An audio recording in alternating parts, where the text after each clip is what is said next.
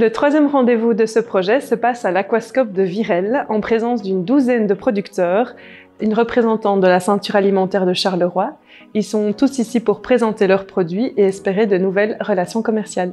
Via une gouvernance, on essaye de réfléchir à créer une stratégie territoriale pour arriver à une alimentation saine, locale, durable. Et le projet, c'était vraiment de présenter aux gens le fait de manger des poissons qui viennent de nos étangs, parce que ça se fait très peu. Revaloriser l'image des poissons d'étang. On les propose ici à la cantine de l'Aquascope, donc que ce soit à la vente au plat ou à la vente à emporter. Voilà ce qu'on apprend un peu aux gens et leur montrer qu'on peut consommer différemment avec des producteurs locaux sans forcément se ruiner et expliquer justement aux gens que voilà, notre démarche est aussi de faire vivre les locaux et de manger sainement. On nous a demandé, suivant leur projet, de mettre en valeur des produits venant directement des étangs de la région. Donc brochets, carpes, carassins et ainsi de suite. Et tous ces brochets, tous ces poissons-là sont mis tout simplement en valeur de façon à montrer aux gens qu'on peut faire de bonnes choses. L'Aquascope, on habite tout près.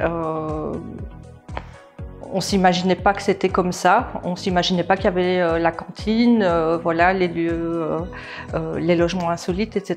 Et c'est vrai que on se dit toujours un magasin, un petit marché local, un petit marché du terroir, etc.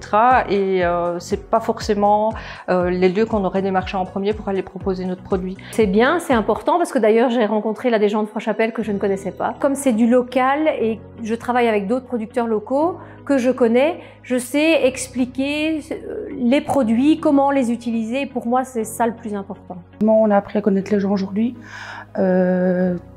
Très sympa, très chouette et on peut faire par téléphone, donc ça c'est très bien. Pour les producteurs plus du secteur agricole, on est souvent un peu isolé dans notre métier. Et c'est ce genre de soirée qui permet de faire des rencontres, de créer du lien, de se rendre compte finalement il y a de la demande qui existe aussi. Alors c'est intéressant parce qu'il y a tout le côté déjà où on peut parler un peu de nos produits. À la base, c'est l'amour du métier aussi. On n'est pas producteur juste pour le côté financier, sinon on est vraiment à côté de la plaque. Donc c'est vraiment l'amour du produit et on peut découvrir aussi d'autres producteurs. Mélissa qui s'occupe des cuisines fait un peu son menu en fonction des légumes que je lui propose. Donc j'ai vraiment champ libre. Donc il y a beaucoup de produits que j'ai goûtés aujourd'hui qui sont très bons et que je pense que je vais mettre à ma carte. Pour le prochain rendez-vous, on se retrouvera au Parc Aventure de Wavre en présence de Julien Lapraille pour un show cooking devant une trentaine de producteurs très motivés.